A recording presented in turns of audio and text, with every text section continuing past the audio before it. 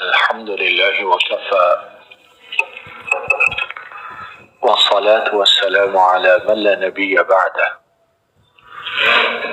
وعلى آله وأصحابه ومن والاه أما بعد. أعوذ بالله من الشيطان الرجيم. بسم الله الرحمن الرحيم.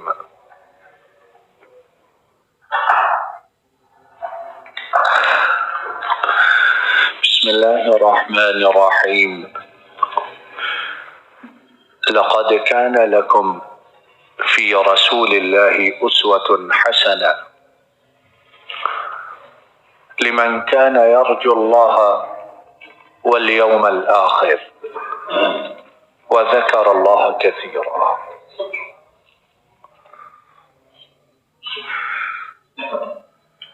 ہر انسان کو زندگی گزارنے کے لیے زندگی کے معاملات سے نمٹنے کے لیے اور زندگی کے مسائل کو درست طریقے سے حل کرنے کے لیے رہنمائی کی، ہدایت کی، تعاون کی، مدد کی اور روشنی کی ضرورت ہوتی ہے. آدمی زندگی میں جب کسی میدان میں داخل ہوتا ہے تو وہ پوچھتا ہے، سوال کرتا ہے، ڈھونڈتا ہے کوئی اس کا ہاتھ پکڑے اور زندگی کی تاریک راہوں میں اس کی رہنمائی کرے، اسے سیدھے راستے کی طرف لے کر جائے. اللہ رب العالمین نے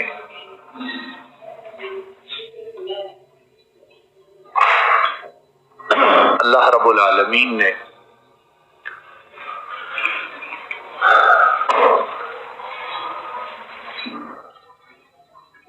العالمین نے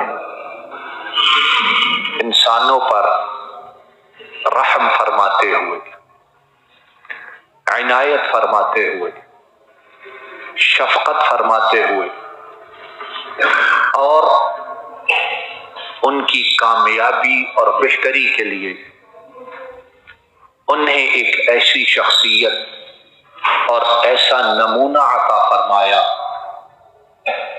کہ ان کے ہر کام، ہر عمل، ہر فعل اور ہر حرکت پر اللہ رب العالمین نے اپنی طرف سے مہر تصدیق صبر فرمائی. اور اسی پر بس نہیں، ساتھ ہی ساری انسانیت کو حکم بھی دیا، لقد كان لكم في رسول الله أسوة حسنة. یہ ہم نے ان کے جو افعال، اقوال، ان کے طریقے، ان کی سنتیں، ان کو اپنی طرف سے منظوری کی سند دی ہے. اس کا ایک مقصد یہ بھی ہے کہ تم تمام لوگ زندگی کے ہر گوشے میں ان کی پیروی کرو اور صرف ان نہیں اکیلے کی اتباع.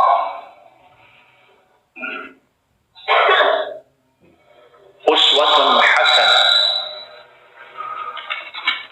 اور ہم نے تمہارے سامنے جو کہہ کر رکھا ہے،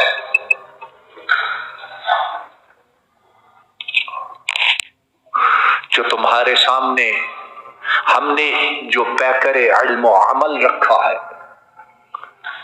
ہم نے جو تمہیں پیکر اخلاص عطا کیا ہے،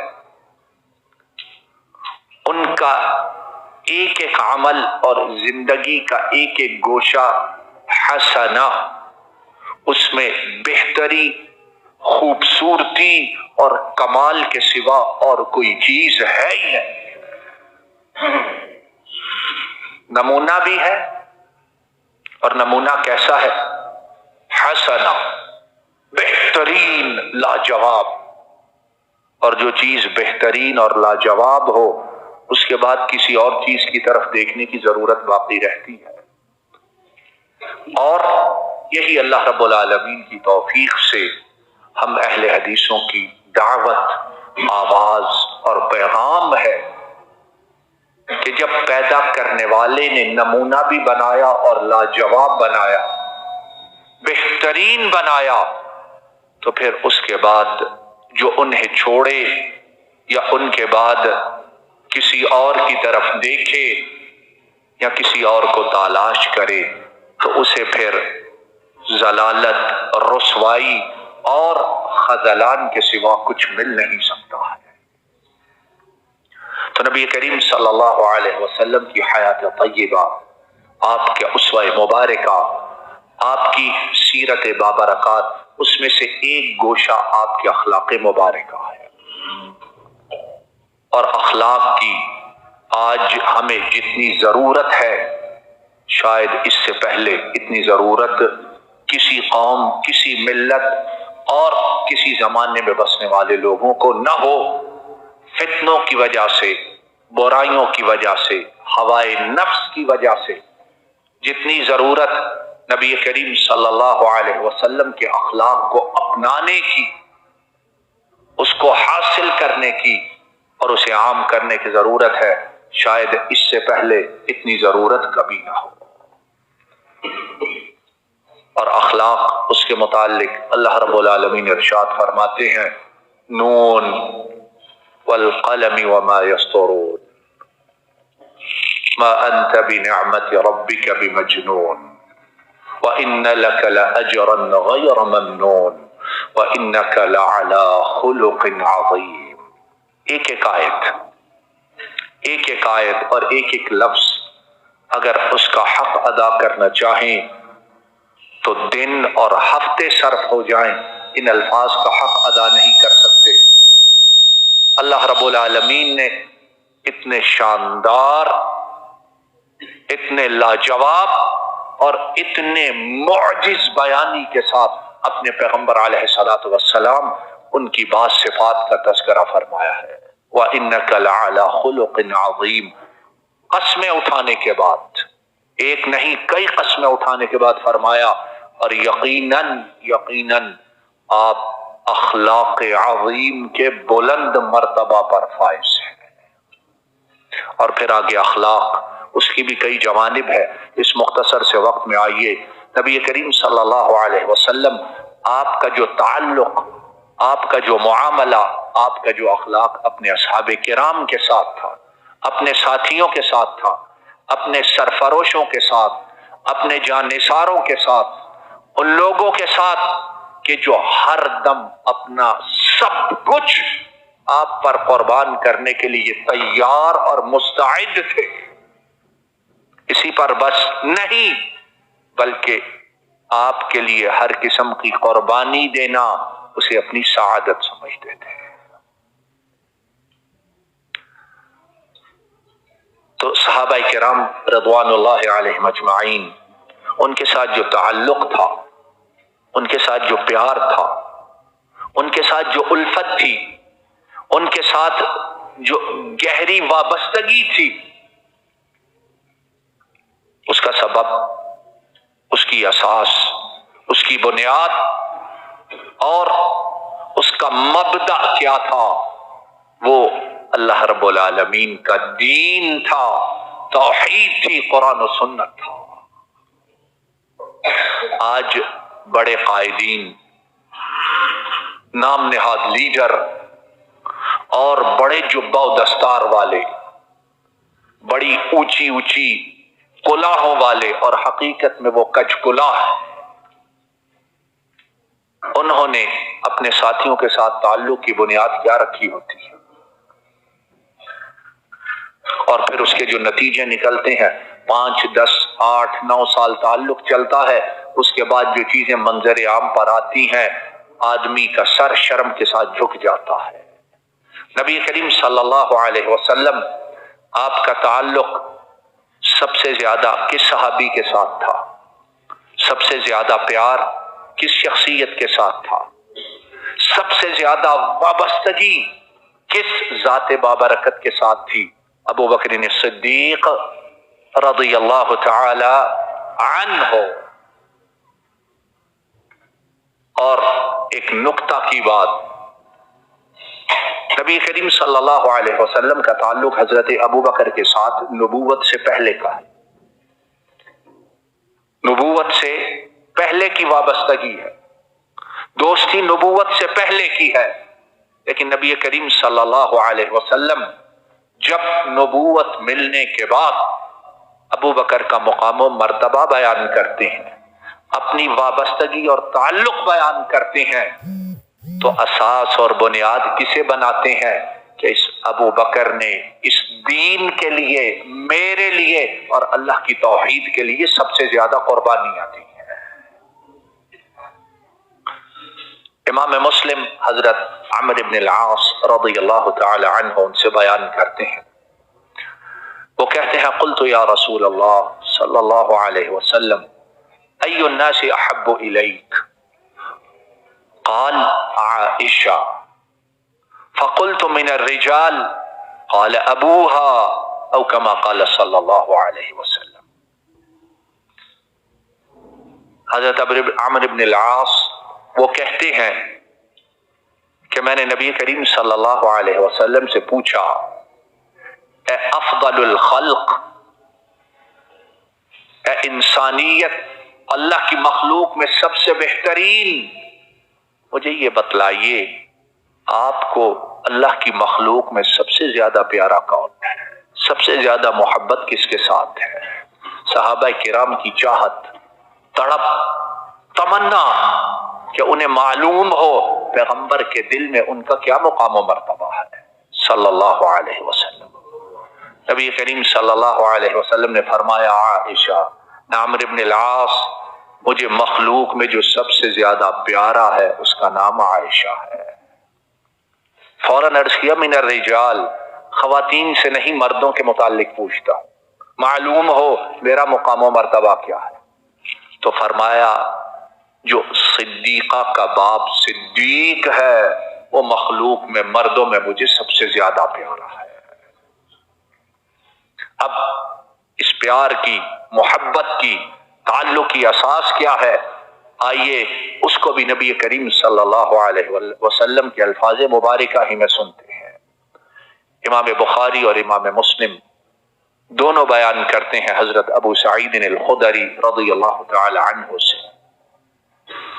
وہ کہتے ہیں نبی کریم صلی اللہ علیہ وسلم نے ارشاد فرمایا، ان احسن الناس علی فی صحبته وماله ابو بکر ولو كنت متخذا خلیلا غیر ربی لاتخذت ابا بکر خلیلا ولكن اخوة الاسلام ومودته لا يبقين في المسجد باب الا سد الا باب ابی بکر رضی اللہ تعالی عنہ۔ ارشاد فرمایا، لوگوں اپنی جان کے ساتھ اور اپنے مال کے ساتھ ساری مخلوق میں مجھے سب سے زیادہ نفع کس نے پہنچایا ہے؟ کس نے پہنچایا ہے؟ ابو بکر نے پہنچایا ہے۔ اپنے مال کے ساتھ اور اپنی جان کے ساتھ، اپنے نفس کے ساتھ، اور یہ نفع پہنچانا دین کے لیے تھا یا اپنی ذات کے لیے تھا؟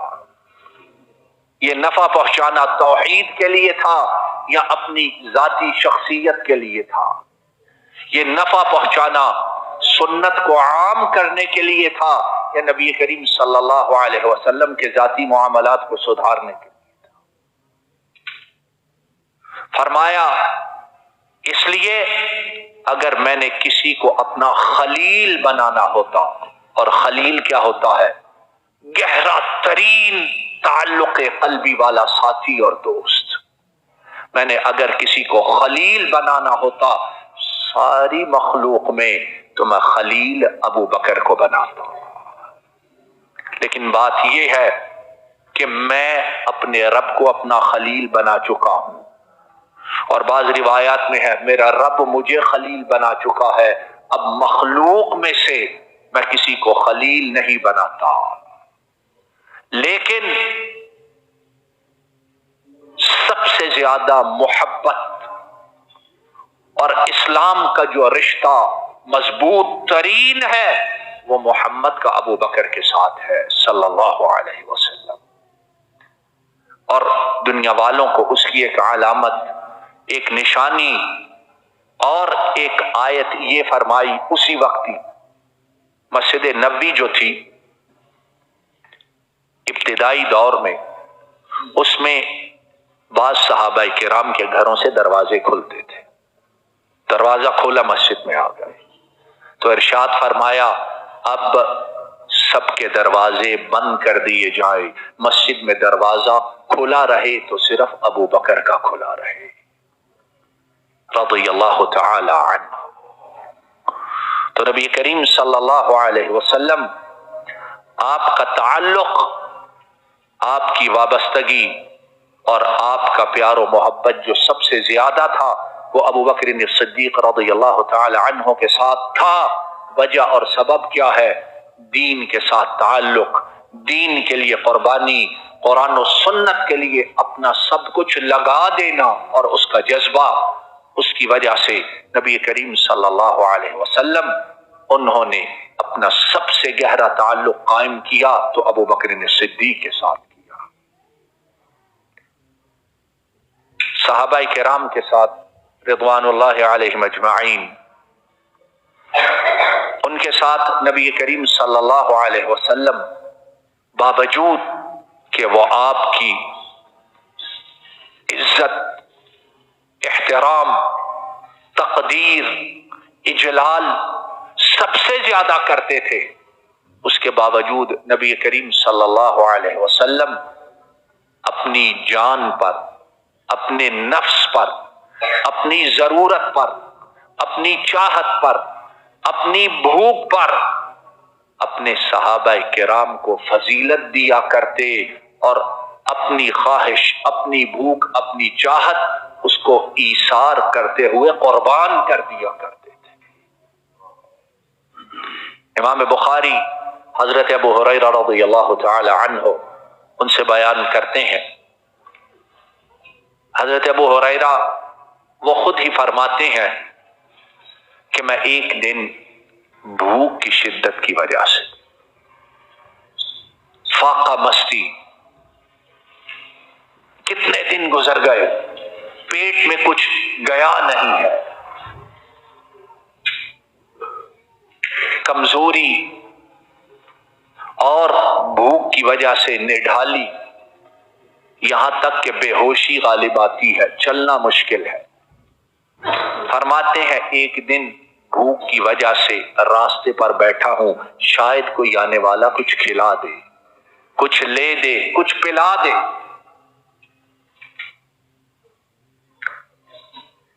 فرماتے ہیں ابو بکر صدیق رضی اللہ تعالی عنہ وہ نظر آئے،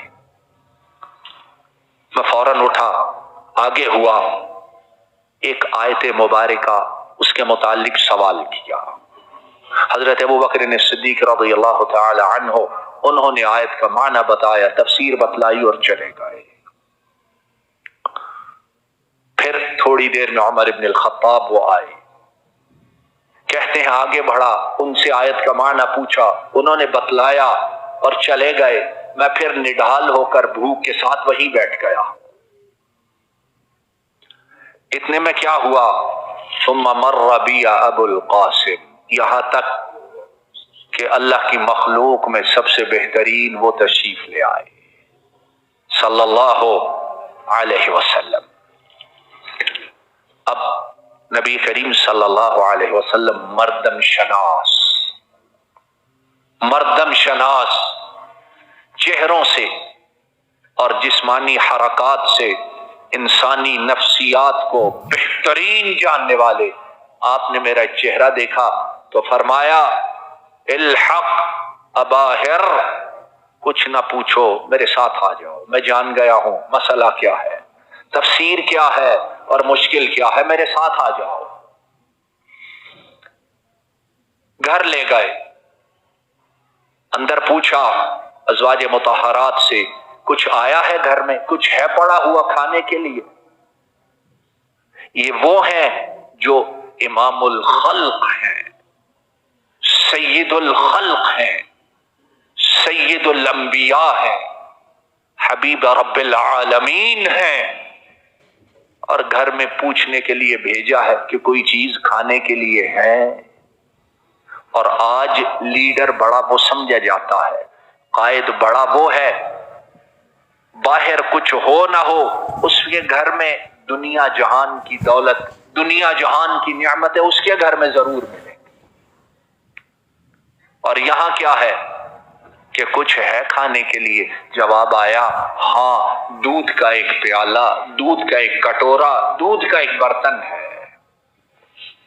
ابو ہریرہ رضی اللہ تعالی عنہ وہ کہتے ہیں نبی کریم صلی اللہ علیہ وسلم مجھ سے فرمانے لگے، ابو ہریرہ ادھر آؤ۔ خوش ہوئے کہ بھوک کے مٹنے کا وقت آ گیا ہے، سامان ہو گیا ہے۔ فرمایا جاؤ اصحاب صفا کو بلا کے لاؤ، ان کو لے کر آؤ۔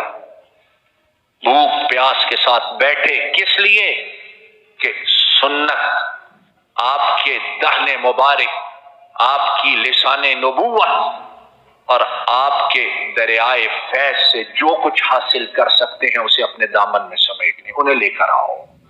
حضرت ابو ہریرہ فرماتے ہیں اب میرے لیے آپ کے حکم کو ماننے کے سوا اور چارہ کوئی نہ تھا۔ بھوک سے چلا نہیں جاتا، گر جاتے ہیں۔ گئے اصحاب صفا کو بلا کر لائے۔